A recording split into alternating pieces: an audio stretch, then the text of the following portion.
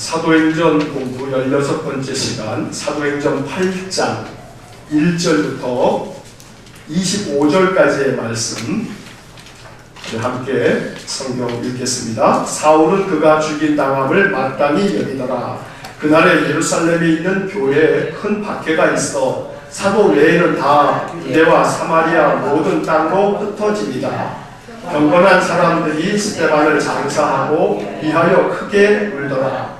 사울이 교회를 잔멸할세 각 집에 들어가 남녀를 끌어다가 옥에 넘기리다. 그 흩어진 사람들이 두루 다니며 복음의 말씀을 전할세 빌립이 사마리아 성에 내려가 그리스도를 백성에게 전파하니 우리가 빌립의 말도 듣고 행하는 표적도 보고 한 마음으로 그가 하는 말을 따르더라. 많은 사람에게 붙었던 더러운 귀신들이 크게 소리를 지르며 나가고 또 많은 중풍병자와 못 걷는 사람이 나으니 그 성에 큰 기쁨이 있더라. 그 성에 시몬이라 하는 사람이 전부터 있어 마술을 행하여 사마리아 백성을 놀라게 하며 자칭 큰 자라 하니 낮은 사람부터 높은 사람까지 다 따르며 이르되 이 사람은 크다 일컫는 하나님의 능력이라 하더라.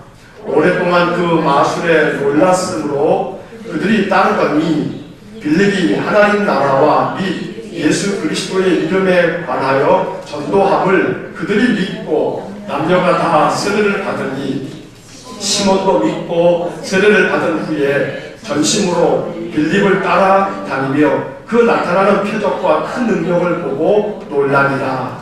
예루살렘에 있는 사도들이 사마리아도 하나님의 말씀을 받았다 함을 듣고 베드로와 요한을 보내매 그들이 내려가서 그들을 위하여 성령 받기를 기도하니 이는 아직 한 사람에게도 성령 내리신 일이 없고 오직 주 예수의 이름으로 세례만 받을 뿐이더라.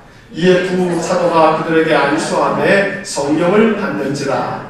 시몬이 사도들의 안수로 성령 받는 것을 보고 돈을 들여 이르되 이 권능을 내게도 주어 누구든지 내가 안수하는 사람은 성령을 받게 하여 주소서 하니 베드로가 이르되 내가 하나님의 선물을 돈 주고 살 줄로 생각하였으니 내 은과 내가 함께 망할지어다. 하나님 앞에서 내 마음이 바르지 못하니 이 교회는 내가 관계도 없고 분깃될 것도 없느니라. 그러므로 너의 이 악함을 회개하고 주께 기도하라. 혹 마음에 품은 것을 사하여 주시리라. 내가 보니 너는 악독이 가득하며 불의에 매인 바 되었도다. 시몬이 대답하여 이르되 나를 위하여 주께 기도하여 말한 것이 하나도 내게 임하지 않게 하소서 하리라. 두 사도가 주의 말씀을 증언하여 말한 후 예루살렘으로 돌아갈새 사마리아인의 여러 마을에서 복음을 전하리라. 아멘. 자, 지난주까지 사도행전 7장에서 스데반 집사의 긴 설교를 우리가 읽었고 그리고 스데반 집사가 순교를 당하는 이야기를 지난주에 살펴봤습니다. 자, 오늘 8장으로 넘어가면서 사도행전에서 이 8장은 아주 중요한 의미를 갖고 있습니다. 사도행전 1장 8절, 사도행전 전체의 가장 핵심적인 구절, 이 사도행전 1장 8절에서 예수님께서 사도들에게 명하신 것은 너희에게 성령이 임하면 너희가 맨 어디요? 예루살렘, 권능을 받고 난 다음에 예루살렘과 온 유대와 그 다음에 사마리아와 땅끝까지 증인이 되리라 라고 말씀하셨단 말이에요. 그래서 이 사도행전 1장 8절에 나와 있는 이 구절이 사도행전 전체의 가장 중요한 핵심이고 사도행전은 이 구조대로 흘러가고 있다는 말씀을 첫 번째 공부 시간에 공부를 했습니다. 예루살렘에 성령이 강림하면서 베드로가 설교하면 3,000명, 5,000명 어마어마한 사람들이 모이면서 우리가 초대교회라고 부르는 예루살렘 교회가 탄생을 했습니다. 초대교회라고 이렇게 말을 하는데 사실 초대교회라고 하는 말보다는 예루살렘 교회부터 이렇게 말하는 것이 이제 맞고요. 초대교회라고 하는 것은 통칭 전체적으로 이 초대교회를 예수님 이후에 예수님이 승천하시고 난 다음에 언제까지냐면 500년까지 AD 500년, 그러니까 서기 500년까지를 전체 일컬어서 초대교회라 이렇게 부릅니다. 교회사에서는. 그러니까 초대교회라고 하게 되면 너무너무 범위가 엄청나게 큰 것가 되어버려요. 그래서 이 초기 이 예루살렘 교회를 우리가 초대교회 이렇게 얘기합니다만, 초대교회를 우리가 이제 예루살렘 교회를 초대교회라고 부르긴 하지만 예루살렘 교회다 이렇게 좀 구분을 하고, 자, 예루살렘에서부터 복음이 시작되면서 그렇게 어마어마하게 많이 모인 사람들이 이제 온 유대 땅에 이제 복음이 전해지면서 엄청나게 몰려왔어요. 그리고 난 다음에 이 유대 땅에 유대까지 전파가 되면서 어마어마하게 많은 사람들이 몰려오면서 이제 이 교회 안에 문제가 발생하는 거죠.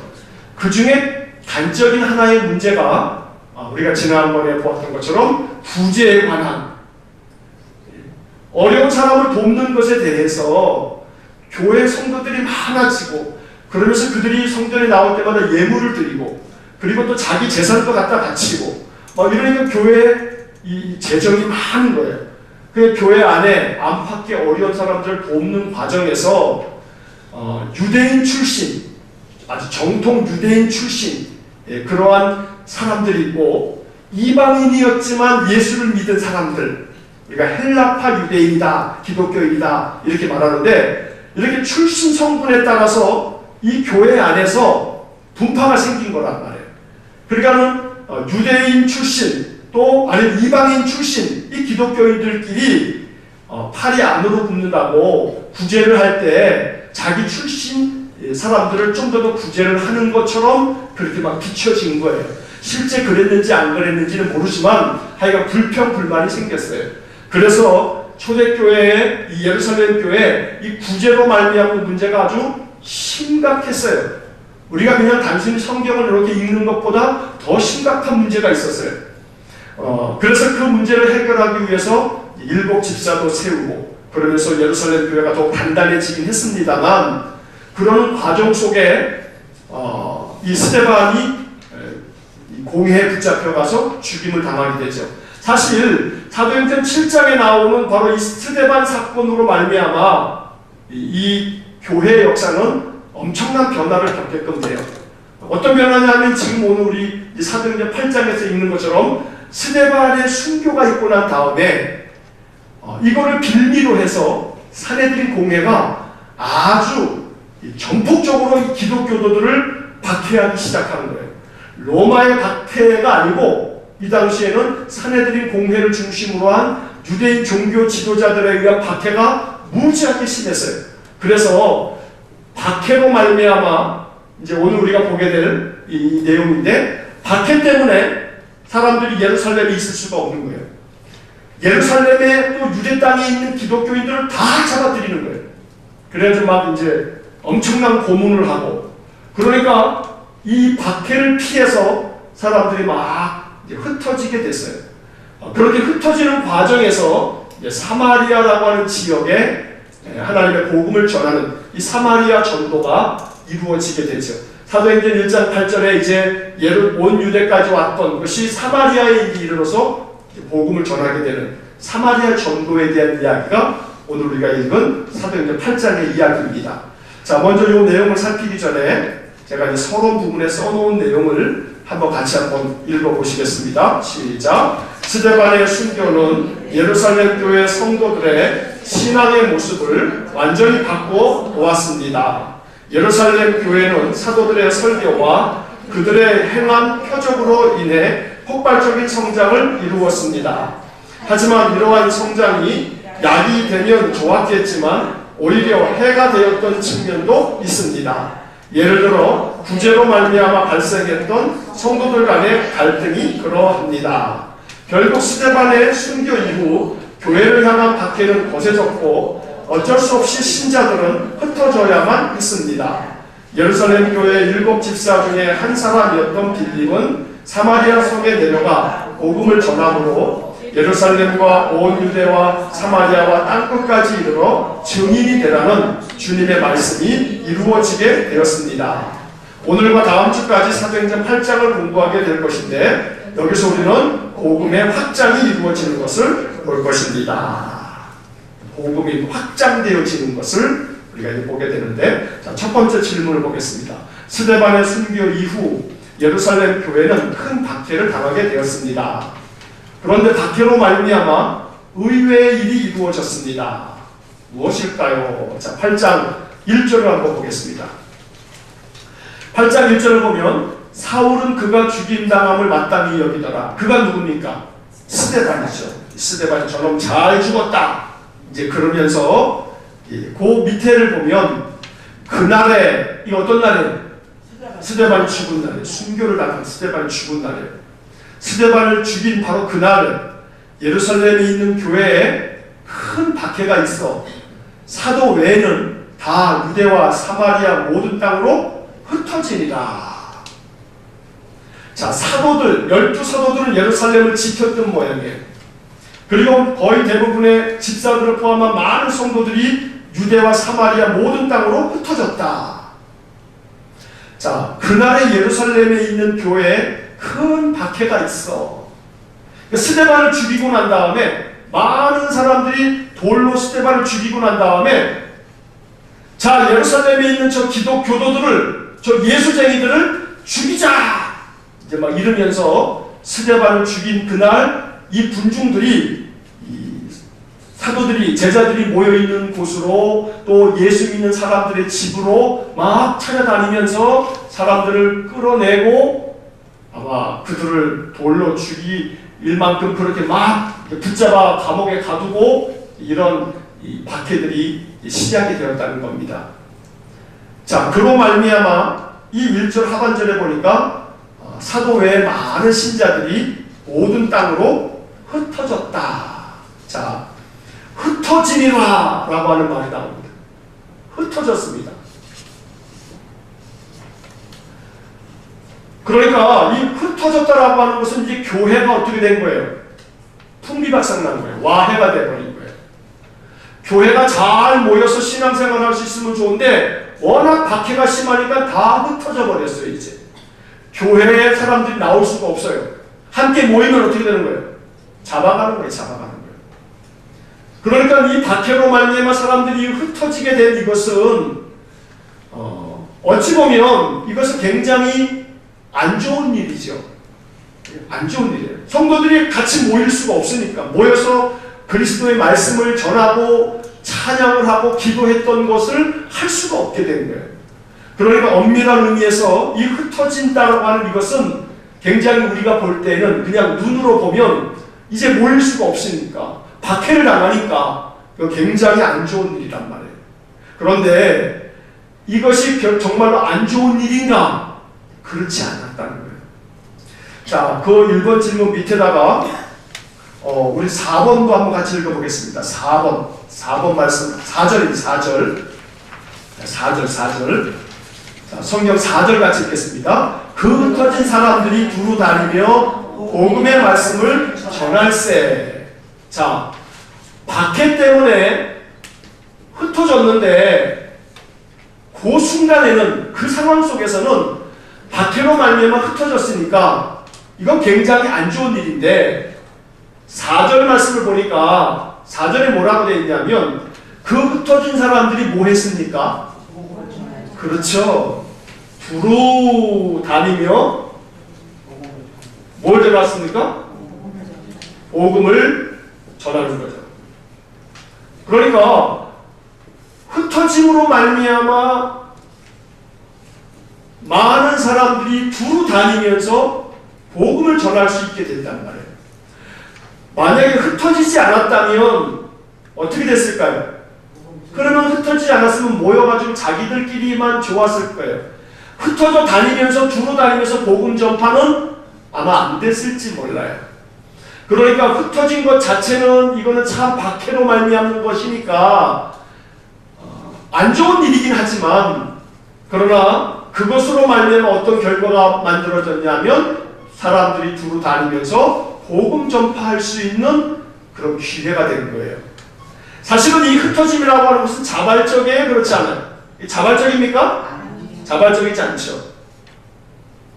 자발적으로 흩어지면 좋은데 온 유대와 예루살렘과 온 유대와 사마리아와 땅끝까지라고 했으니까 그 말씀을 알아듣고 야 우리가 이제 5,000명 또 3,000명 막 8,000명 건 만여 명이 모였으니 이제는 우리가 흩어져서 복음을 전하자 이렇게 되면 좋은데 그게 안 되는 거죠. 그러니까 하나님이 뭘 통해서 그들을 흩으셔요? 박해를 통해서 흩어버리시는 거예요. 흩어버리시니까 그들이 돌아다니면서 복음을 전하신단 말이에요. 자 그러면 그냥 눈에 보기에는 매우 안 좋은 이 박해, 이 흩어짐 하나님은 이것을 복음 전파의 기회로 만드시더라 이 말이에요. 자 그러면 따라해보세요. 눈에 보이는 게 다가 아니다. 네? 눈에 보이는 게 다예요? 다가 아니에요? 다가 아니에요.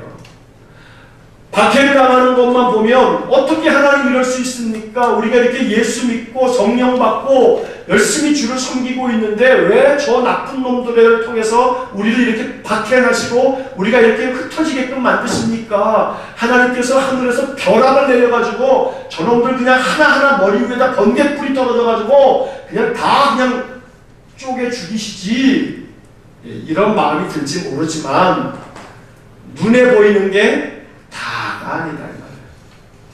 자, 그 밑에다가 제가 써놓은 글을 한번 읽어보겠습니다. 눈에 보이는 것만으로 그것에 득실을 헤아리는 것은 인간의 얕은 생각일 수 있습니다. 태풍이 지나가면 그 피해만을 계산하지만 사실 태풍이 가져다주는 이익은 계산할 수 없을 만큼 큽니다. 여러분 여름마다 말해요. 태풍이 오면 또 태풍 한번 지나가면 뉴스는 항상 뭘 얘기하냐면 이번 태풍으로 말미암아 인명 피해는 얼마고 재산 피해는 얼마고 이거는 인재입니다 이러고 있단 말이에요. 맞아요. 틀린 말은 아니에요. 태풍으로 말미암아 피해가 있어요. 근데 인간은 항상 뭐만 보냐면 피해만 봐. 내가 손해난 것만 본단 말이에요. 태풍이 지나가고 난 다음에 피해만 있냔 말이에요. 그렇지 않다고요. 태풍이 안 오니까 지금 무슨 문제가 생기는 거예요, 지금 이제? 최악의 가뭄 이게 지금. 태풍으로 말미암아 피해가 되지 않도록 단단히 잘 이게 방어를 하는 것이 필요한 것이지 태풍이 피해다. 태풍 때문에 말이야 너무 많은 피해를 입었다. 그리고 난 다음에 요즘에 뭐 하고 있어요, 인간들이? 기우제 지내고 있어요. 뉴스 보셨죠? 비가 하도 안 오니까 기우제 지내고 있단 말이에요, 인간이.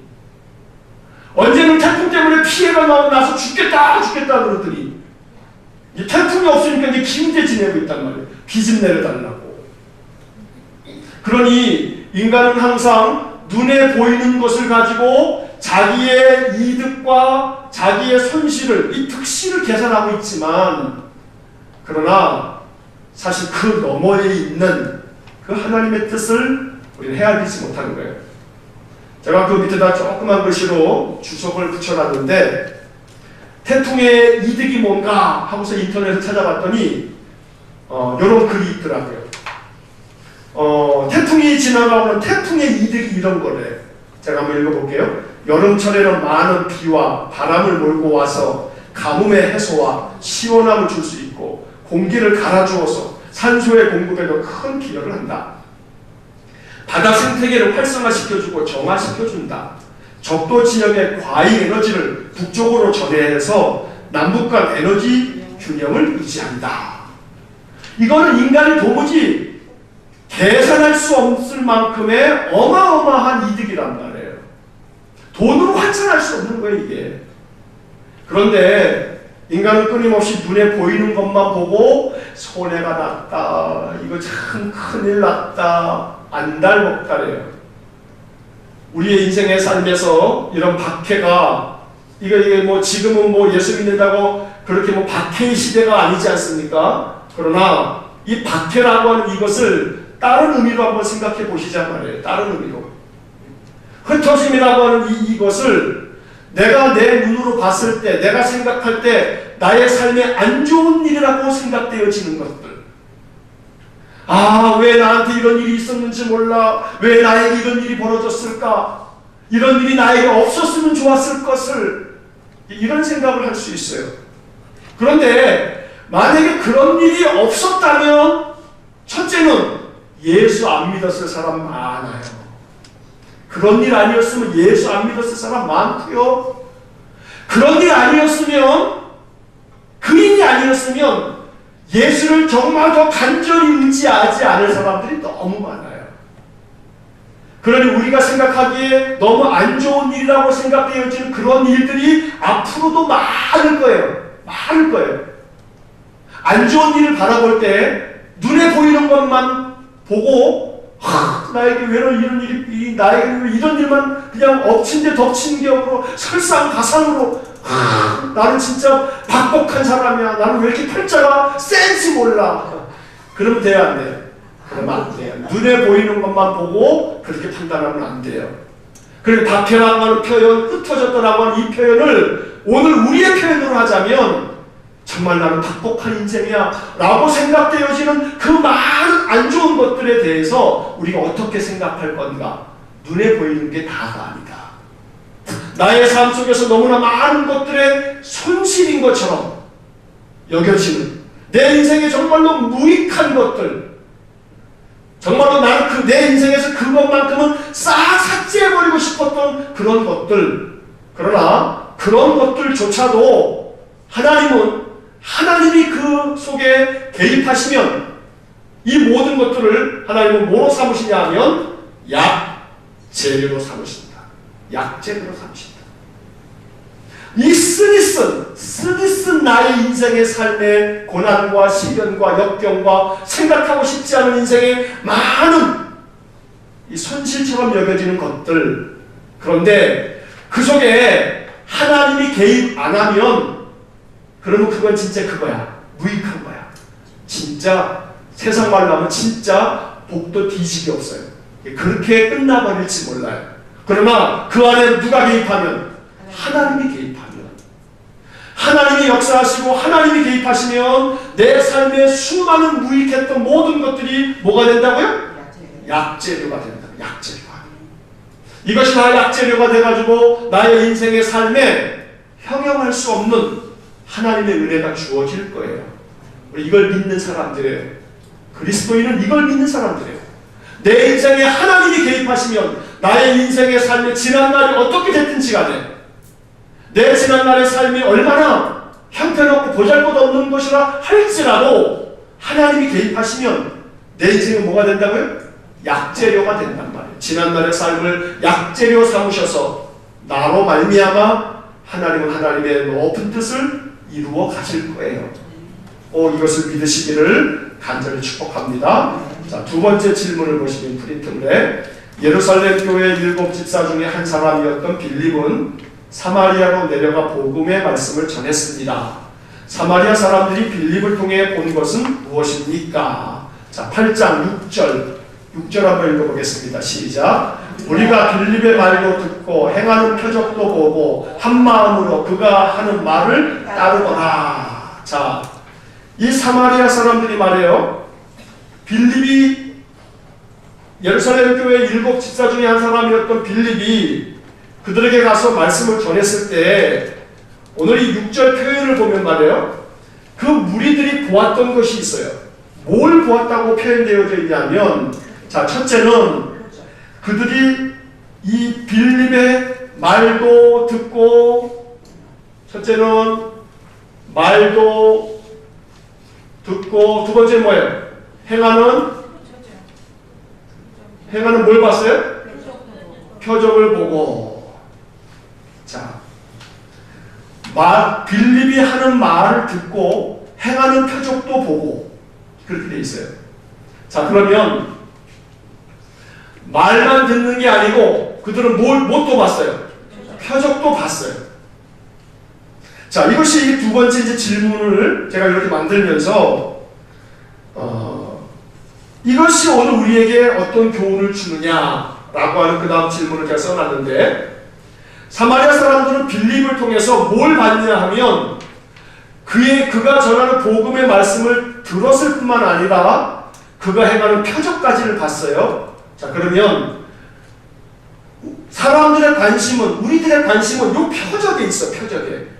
야, 빌립이 기적을 베풀었단 말이에요. 기적을. 그런데 여기서 우리가 주목해야 할 것은 그의 말도 듣고 그의 행하는 표적도 보고, 그러면 말과 행동의 문제로 이 구절을 읽는 것이 필요해요. 오늘 우리들에게. 이걸 잡고 표적에다가 방점을 찍고, 그래, 표적이 있어야 돼. 그래서 막 기적을 일으켜달라. 기적 중심의, 표적 중심의 신앙으로 가버리게 되면 곤란해요. 그게 뒤에 이제 시몬의 이야기를 통해서 나오게 되는 거예요. 결국 빌립의 말을 듣고 그가 행하는 표적이 있었습니다만, 어느 면에서 말해요? 예수님이 행하신 최고의 표적이 뭐냐면, 마지막에 행하신 게 뭐예요? 예수님이 십자가 지시는 거. 예수님께서 공생애 동안에 행하신 표적은, 가장 위대한 표적은 나사로를 살려낸 것이 아니고, 오병이어로 5,000명 넘는 사람을 먹인 게 아니고, 바다 위를 걸어온 게 아니고, 예수님이 행하신 최고의 표적은 십자가에 죽으신 표적이란 말이에요. 사람을 살려낸 것으로 구원한 게 아니에요. 바다를 걷는 것으로, 바다 위를 걸어가는 것으로 인간을 구원한 게 아니에요. 오병면을 먹이신 것을 가지고 사람을 구원한 게 아니에요. 사람의 죄로부터 인간을 구원하신 것은 뭘로 구원하신 거냐면 십자가의 보혈로 구원하신 거예요. 예수님이 행하신 가장 최고의 표적은 그러면 뭐라고요? 십자가란 말이에요. 십자가.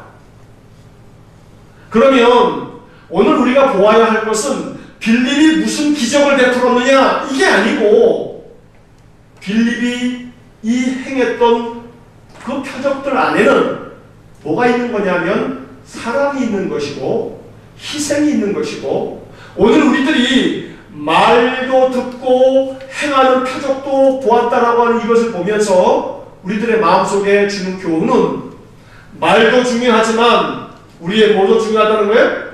행동도 중요하다는 거예요. 행실이 중요하다는 거예요. 세상 사람들은 우리를 보면서 뭘 보냐면, 우리의 말을 듣는 것은 이제 그만 됐다 이거예요.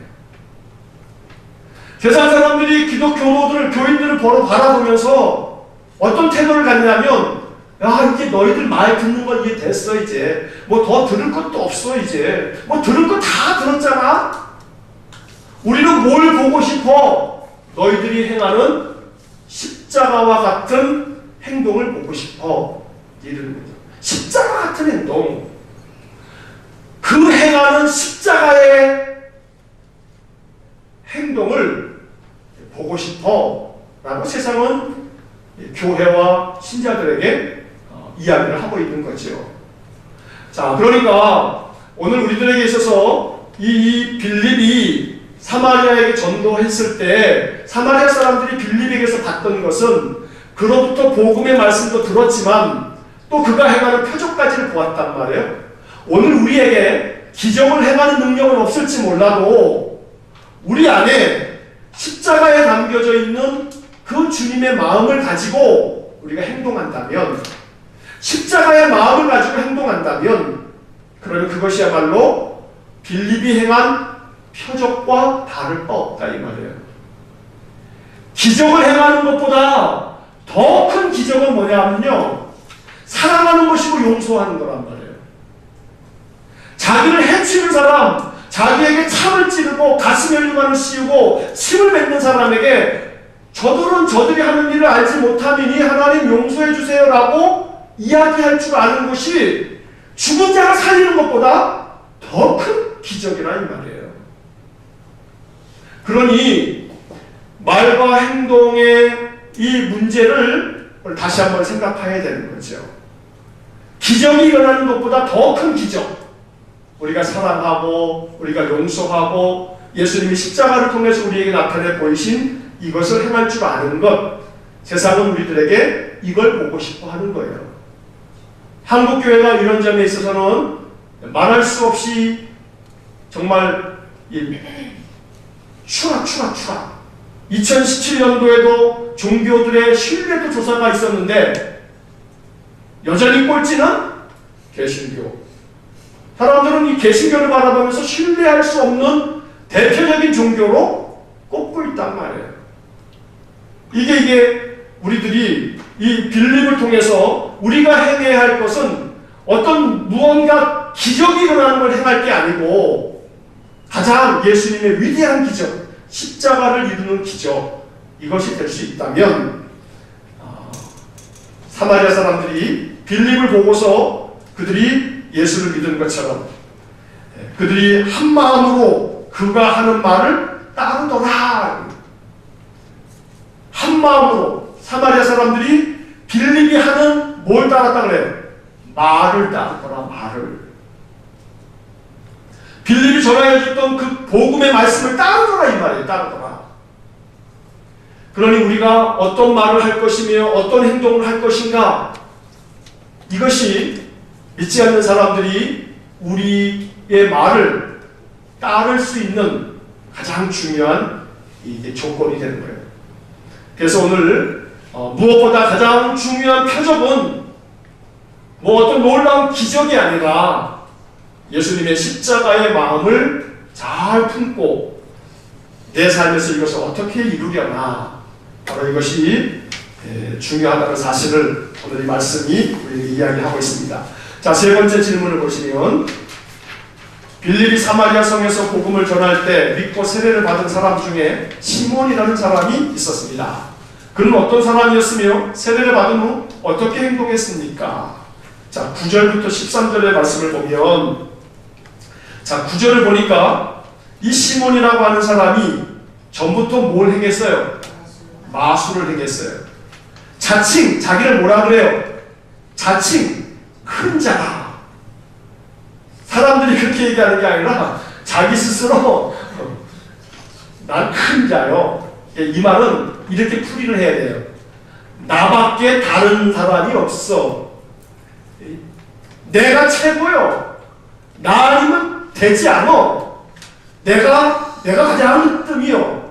라고 하는 그런 마음을 이 시몬이 가지고 있었던 것 같아요. 뭐 마술을 막 행하니까요. 이 마술이 어떤 마술인지 구체적으로 알 수는 없지만 뭐 어떤 기적을 행하는 뭔가가 있었는지 뭐 그래 보여요. 자, 10절 말씀을 보면 낮은 사람부터 높은 사람까지 다 따르며, 이상한 어떤 그런 이 마술들을 행하니까 신기하잖아요. 그리고 저 사람에게는 뭔가 있나 보다 생각을 할 뿐만 아니라 이 유대 사람들의 마음속에는 그 사람이 선지자처럼 보이는 거예요. 그래서 하나님의 능력을 행하는 것이다, 이렇게까지 생각을 하는 거예요. 이게 사람의 마음이라고 하는 것은 이 대동소이해요. 옛날이나 지금이나. 뭔가 기적이 벌어지면요, 예수 믿는 사람들은 교회 안에서 뭔가 기적이 딱 일어나면, 야, 저 사람한테 뭐가 있어, 이제 이럴 거란 말이에요. 그리고 그 사람 앞에 다 엎드리죠. 제가 사도행전 하면서 몇 번 얘기했습니다만, 제가 만약에 막 기적을 베푸는 말이에요.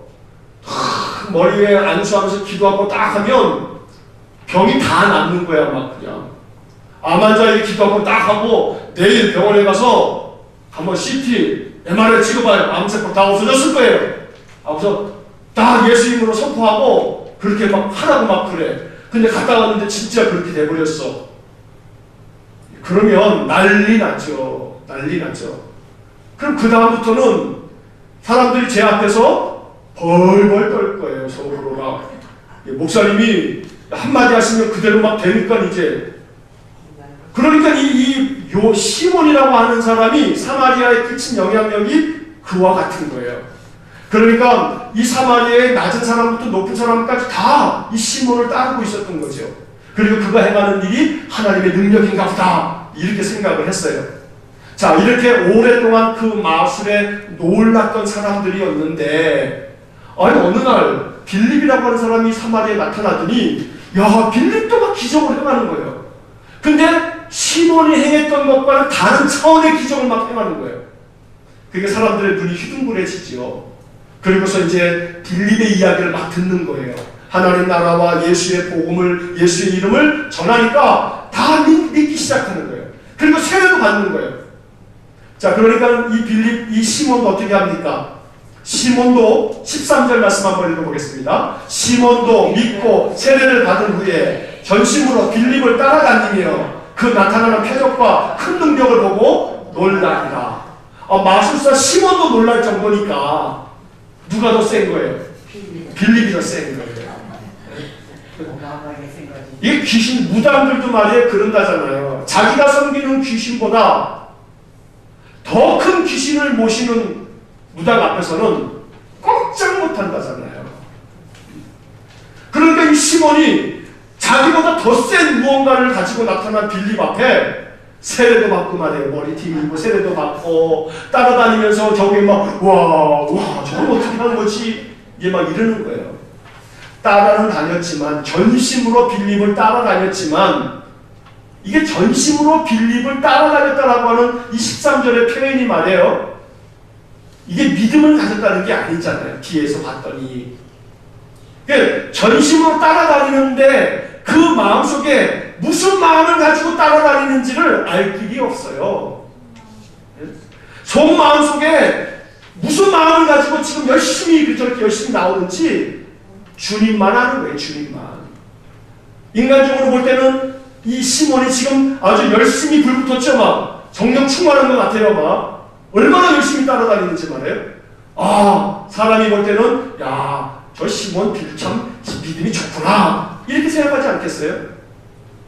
아니, 목사가 딱 교인들을 봤는데 이 교인이 말이에요, 모든 예배 시간마다 열심히 참석하죠. 그리고 뭐 할 때마다 다 그냥 참여하죠.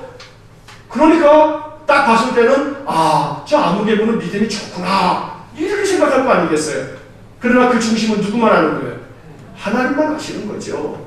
시몬이 딱 지금 그 모양이란 말이에요. 자, 이렇게 세례를 받은 후에 시몬은 말이에요, 열심히 따라다녔어요. 자, 네 번째 질문을 보면 예루살렘에 있는 사도들이 베드로와 요한을 사마리아로 보낸 이유는 무엇입니까? 그들은 사마리아로 내려가 무엇을 하였습니까? 이제 시몬의 얘기를 잠깐 중간 사이에 예루살렘에 있는 사도들이 사마리아로 베드로와 요한을 보냈다고 하죠. 왜 그랬냐 하면 사마리아 사람들이 하나님 말씀을 받아들였다 하는 얘기를 듣고 베드로와 요한이 이제 파송을 받아서 이제 가서 살펴봤어요. 갔는데 그들이 하나님 말씀을 받고 열심히 예수의 도를 배우고 있었는데 뭘 받지 못했냐면 성령을 받지 못했더라 이 말이에요. 그래서 이 베드로와 요한이 사마리아 사람들이 하나님 말씀 들었다라고 하는 것을 한번 확인해 보려고 갔다가, 이걸 위해서 내려갔다가 그들은 사마리아로 내려가서 뭘 하게 됐냐면 이 사람들에게, 사마리아 사람들이 성령 받지 못한 것을 알고 어떻게 했어요? 성령 받기를 위해서 기도를 했어요. 자, 16절의 말씀을 한번 같이 읽어보겠습니다. 16절. 이는 아직 한 사람에게도 성령 내리신 일이 없고 오직 주 예수의 이름으로 세례만 받을 뿐이더라. 17절. 이에 두 사도가 그들에게 안수하며 성령을 받는지라. 자, 이 성령을 받고 이들 안에 어떤 일들이 일어났는지는 이 성경에 기록되어져 있지 않지만 시몬이 볼 때는 말이에요, 베드로와 요한이 딱 안수하며 기도하니까 이 안수하며 기도한 순간 이 사마리아 사람 신자들이 성령 받는 어떤 막 표적이 나타났던 것 같아요. 예를 들면 방언도 하고 말이에요, 뭔가 막 어떤 표적들이 나타나니까 이것도 놀라운 거예요. 기도했더니 성령을 받더라 이 말이에요.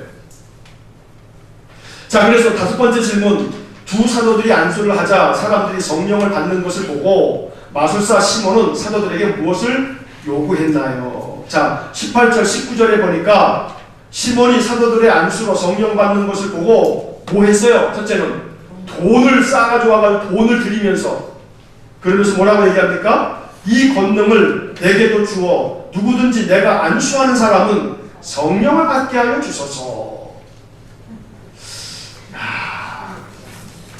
시몬이 참 훌륭하죠. 얼마나 성령 받기를 갈구하고 있어요. 근데 그것이 이 삐뚤어진 마음에서부터 나에게 성령을 줄 수 있는 능력을 달라고, 내가 안수해주면 사람들이 뭘 받는다고요? 성령을 받게 해달라고, 이런 권능을 나에게 달라고.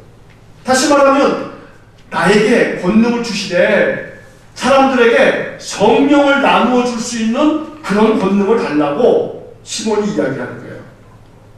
여러분, 이 사건으로 말미암아 영어 단어 중에 말이에요, 시몬에다가 Y를 하나 붙이면 사이몬이 혹은 시몬이라고 하는 이 영어 단어가 돼요. 시몬, S-I-M-O-N, 시몬에다가 Y를 붙이면 시몬이가 돼. 사이몬이가 되는데, 이거가 사전에 뭐라고 되어 있냐면, 요게 뜻이 뭐냐면 성직 매매, 이렇게 나와요. 시몬이가 영어 사전에 찾아보면 이렇게 나와요. 시몬이가 성직 매매 죄, 성직 매매에 의한 이익 이렇게 돼 있어요. 그러니까 시몬이 돈을 쌓아 짊어지고 갖고 와가지고 나에게 권능을 주어서 성령을 내가 안수하는 성령 받도록 그렇게 해주십시오. 이 사건 때문에 시몬이라고 하는 이 단어가 만들어진 거예요. 영어 사전 찾아보세요. 시몬이 이렇게 나와요. 성직매매. 성직매매라는 게 뭐겠어요? 결국은 돈 주고 권능을 사가지고 자기도 성령을 막 줄 수 있게끔 해달라. 왜? 뭘 위해서요? 이익을 위해서. 이익을 얻으려고. 그러니까 이 시몬의 마음속에는 성령을 받아서 자기도 성령을 줄 수 있는 권능이 임하면 막 성령을 주고 난 다음에 기적이 만들어지고 난 다음에 그 다음에 뭐 하려고요? 거기서 이익을 좀 챙겨보려고 하는 속셈이 있어 보인단 말이에요. 그래서 그 시몬의 속셈을 시몬이라고 하는 이 단어로 지금까지도 이 단어가 사전에 그렇게 표현이 되어져 있단 말이에요. 자, 그러면 시몬은 왜 이런 요구를 했을까? 뭐 다른 것도 없어요. 이익을 위한 거. 자기가 큰 자다, 자칭 큰 자다 라고 하는 것을 나타내 보이고 싶은 거예요. 아까 보았던 자칭 큰 자다. 그럼 자기가 더 큰 권능을 받고 싶은 것은 우쭐대고 싶어서.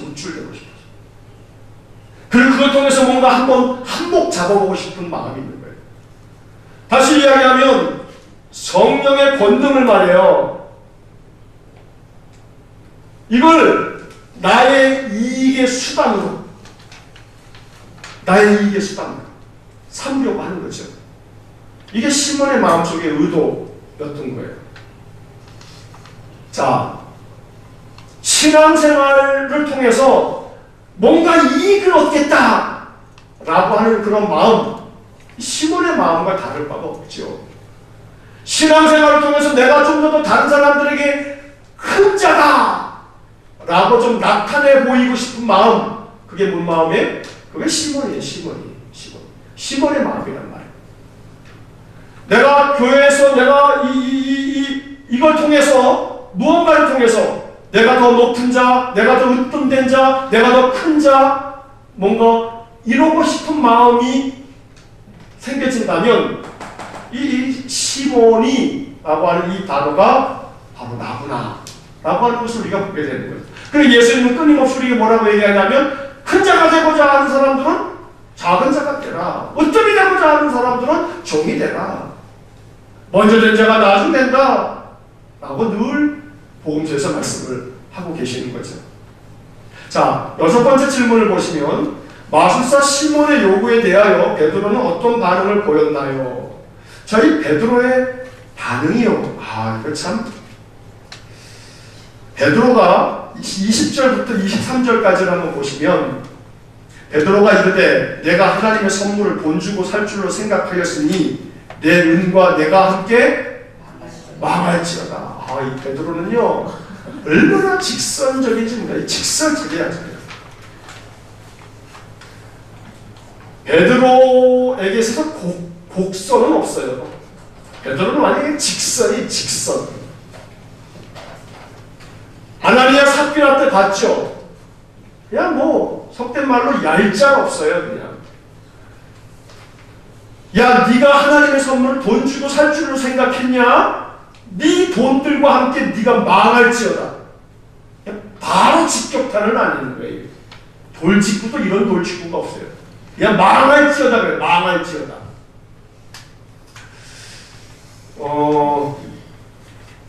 베드로가 21세기에 어느 교회 담임 목사로 오면 뭐 아니면 도예요. 뭐 아니면 도. 그 교회는 매우 철저하게 하나님 앞에 복종하는 교회가 되든지 아니면 다 사라져버리든지 뭐 아니면 도야.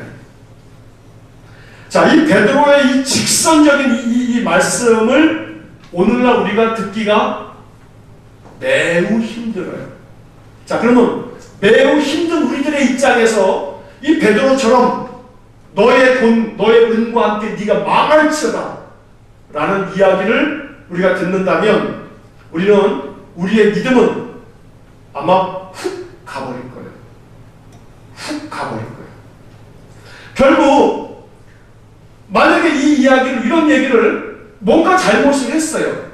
잘못을 했는데 그 잘못에 대해서 타이르거나 훈계하여 바로 잡는 것도 없이 잘못에 대해서 당신이 그 일로 말미암아 망할지어다 이제 그러면 여러분 시험 들 것 같아요? 안 들 것 같아요?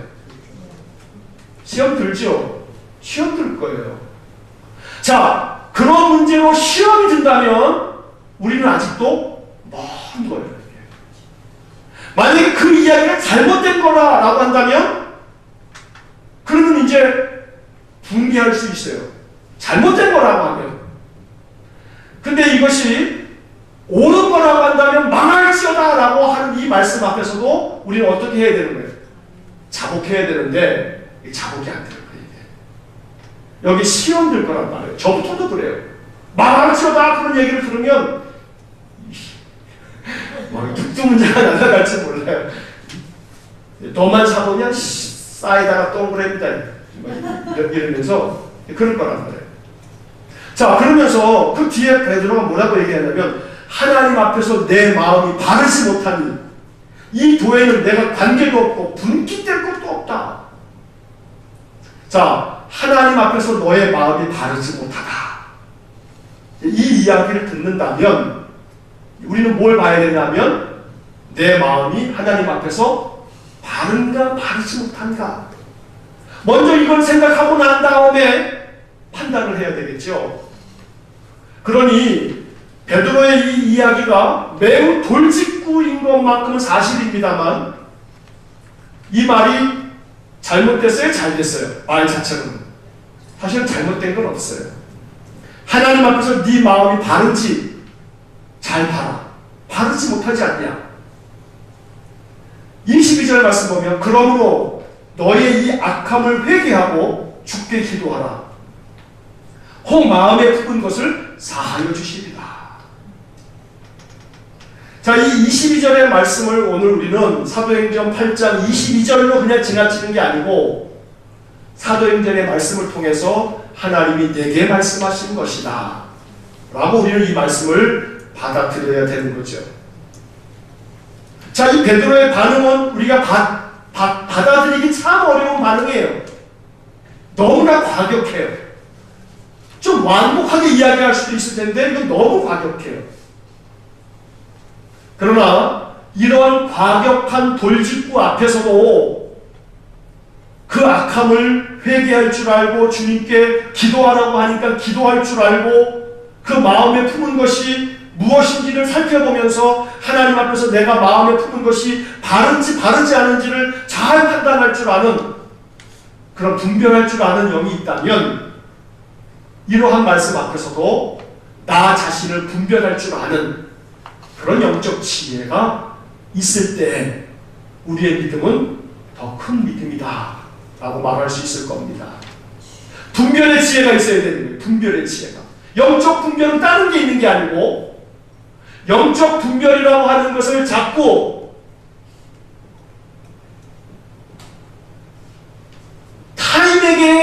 향하면 안 돼. 타인을 분별하는 도구로 영적 분별을 사용해서는 함정에 빠질 가능성이 매우 높아요. 영적 분별은 내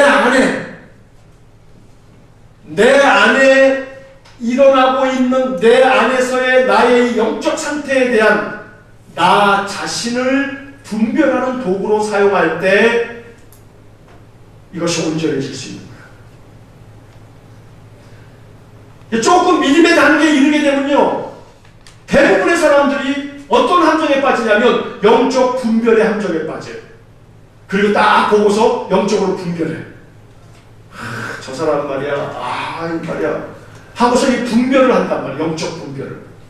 근데 타인에 대한 영적 분별에 대해서는 매우 냉혹한데 자신에 대한 영적 분별에 대해서는 매우 관대해. 다른 사람이 하면 불륜인데 내가 하면 로맨스야. 어이 참말로.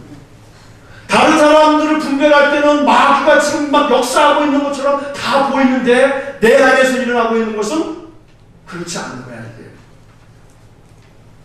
그러니 영적 분별은 타인을 위한 분별이 아니라 나 자신을 향한 내 안에 있는 나의 모습을 분별하면서 내 안에 끊임없이 마귀가 나를 삼키려고 하는구나 하면서 오늘 이 말씀처럼 하나님 앞에서 네 마음이 바르지 못하니 바른지 바르지 못한지를 살펴서 내 마음에 품은 것을 사하여 달라고 기도할 줄 아는 분별력. 오늘 이것이 베드로가 시몬에게 이야기하는 본면이고 우리에게 말씀하시는 그런 말씀인 줄로 믿습니다. 그러니 나 자신을 분별하기 위해서, 나의 영적 상태를 분별하기 위해서 보다 더 회개하는 심령으로 깨어있는 사람, 바로 이 사람이 하나님 마음에 합한 사람일 것입니다. 자, 결국 이 일로 말미암아 이 시몬이 어떻게 됐는가에 대한 이 마지막 뒤의 이야기는 우리가 알 수는 없지만 24절의 말씀에 시몬의 대답을 보면 나를 위하여 주께 기도하여 말한 것이 하나도 내게 임하지 않게 하소서. 자, 여기에 무슨 문제가 있냐 하면 22절 말씀에 분명히 베드로는 뭐라고 얘기하냐면 너의 이 악함을 회개하고 뭐라고 했어요? 그 다음에 주께 기도하라. 누가 기도하라는 거예요? 네가 기도해라. 네가. 근데 시몬이 뭐라고 그러고 있어요? 시몬이 나를 위하여 주께 기도하여 말한 것이 하나도 내게 임하지 않게 하소서. 기도를 누구 보고 하라고 그래요? 베드로에게 하라고 그래요. 나를 위해 기도해 주세요. 이런 화가 나에게 임하지 않게 주께 기도해 주세요. 베드로는 분명히 네가 기도해라 그랬는데 나를 위해 기도해 주세요. 그러고 있단 말이에요. 자기는 기도하는 거예요? 안 하는 거예요? 안 하는 거예요. 지금 말이 그래, 표현이 그래요. 표현이 그렇단 말이에요. 결국 이 시몬의 이야기는 이 사마리아 지역에서 발생했던 어느 한 날에 있었던 단순한 에피소드가 아니에요. 좀 전에 말씀드린 것처럼 시몬이라고 하는 이 단어가 말이에요. 영어 사전에까지 기록된 정도라면, 이게 영어 사전에 나올 단어가 됐다면 이 사마리아에 있었던 이 사건 하나가 유럽 사회에 영어를 사용하는 사람들의 세계권에 의해서 이 단어가 만들어졌다라고 하는 것은 그 이후에도 얼마나 많은 사람들이 이 시몬에 대한 이 이야기를 생각했는지를 알 수 있는 거죠. 이게 단어가 됐는 걸 보면, 사전에 올라와 있는 걸 보면 말이에요. 자, 그렇다면 오늘 이 25절밖에 안 되는 짧은 이 시몬에 대한 사마리아 전도에 대한 이 이야기를 우리 읽으면서 이 말씀이 우리에게 주는 여러 교훈들을 마음속에 한번 생각해 보시고 이것이 나의 신앙과 삶의 유익이 될 수 있기를 간절히 축복합니다. 자, 이제 말씀을 마치면서 오늘 이제 이 말씀들이 우리에게 주는 교훈, 어떤 것들이 있을지를 한번 생각해 보셔야 돼요.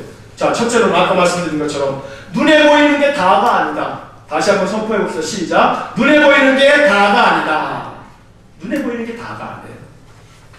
하나님은 내가 보는 지금 현재 이 문제들 괴로움이 많은 문제들이지만 나의 지난날의 나의 인생의 삶 되돌이키고 싶지 않은 싹 삭제해버리고 싶은 인생들이었을지 모르지만 하나님이 간섭하면 그 모든 것들은 뭐가 된다고요? 약재료가 된다. 약재료가.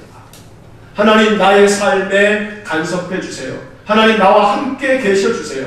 나의 인생의 삶의 모든 고난과 역경, 박해와 흩어짐이라고 하는 이것들이 지금 볼 때는 이게 해로운 거고 손해지만 하나님이 간섭해 주시면 그것으로 말미암아 사마리아에까지 복음이 전파되어지는 이득이 되었단 말이에요. 그래서 우리의 삶에 지금 눈에 보이는 것 때문에 이게 다가 아니라는 생각을 가지시고 하나님 지금 나의 삶 속에 벌어지는 이 모든 힘겨운 것들이 내게 약재료가 되어서 내가 알지 못하지만 하나님의 선한 뜻이 이루어지도록 하나님 나를 사용해 주세요. 오늘 이것이 우리의 기도가 될 수 있기를 간절히 축복합니다. 또한 빌립이 이 사마리아 성에 내려가서 사마리아 지역을 전도하면서 사마리아 사람들이 빌립의 말과 행하는 표적을 보고 그들이 이 빌립의 말을 따르더니 라고 되어 있단 말이에요. 그러니 오늘 우리들이 행해야 할 표적은 예수님이 행한 표적 중에 최고의 표적은 십자가다. 어떤 기적이 아닌 십자가야말로 예수님이 행한 최고의 표적이다. 오늘 십자가의 마음을 헤아리면서 우리의 말과 우리의 행실이 많은 사람들이 정말 예수 그리스도를 바라보고 주님께 나올 수 있는 그런 말이요 그런 행동이 될 수 있기를 간절히 축원합니다. 또한 더불어 오늘 이 시몬이 권능을 돈으로 살려고 이 신앙의 영역을 영적인 것을 돈으로 사서 자기의 어떤 이익의 수단으로 삼으려고 하는 이 마음, 이것이 베드로가 직격탄을 날린 것처럼 하나님 앞에서 네 마음이 바른지 바르지 못한지 분별하라. 오늘 우리에게 분별의 은사가 있기를 간절히 축복합니다. 이 분별의 은사가 다른 사람을 향해서가 아닌 나 자신의 내면을 바라보면서 우리 안에 분별의 영으로 나 자신을 분별하고 영적으로 늘 새로워지는 귀한 믿음의 삶이 될 수 있기를 주의 이름으로 간절히 축원합니다. 이 시간에 우리 함께 말씀을 생각하면서 기도하도록 하겠습니다. 사랑이 많으신 아버지 하나님, 오늘도 이 밤에 믿음의 사람들이 함께 모여 찬송하며 주님의 말씀으로 우리의 심령을 채워주시니 감사합니다. 하나님, 사도행전 8장의 말씀을 통해서 우리의 마음을 두드려 주시는데 주님이 내 마음을 두드리실 때 마음문을 열고 주님을 모셔드려 주님의 이 말씀들이 우리 마음 안에 거하여 있음으로 인하여 우리가 주님 안에 거하고 주님의 말씀이 내 안에 거함으로 말미암아 하나님의 놀라운 뜻이 우리를 통해서 나타나도록 또한 하나님께서 우리에게 선물로 성령을 부어주시는 놀라운 복을 내려 주옵소서. 하나님, 사도행전 8장의 말씀에 담겨져 있는 이 교훈들을 이제 우리가 마음에 깊이 묵상하고 되새길 수 있도록 되새김의 은혜 또한 허락하여 주옵소서. 이제는 우리 주 예수 그리스도의 은혜와 하나님 아버지의 극진하신 사랑과 성령의 교통하심이 말씀의 내 마음을 두드릴 때마다 그 말씀을 마음문 열고 마음에 받아들여 말씀대로 나의 삶과 신앙을 변화시켜 하나님의 능력의 사람, 하나님의 권능의 사람, 성령 충만한 사람이 되어지기를 소원하는 머리 숙인 믿음의 사람들 위해 영원토록 함께 하시길 축원하옵나이다. 아멘.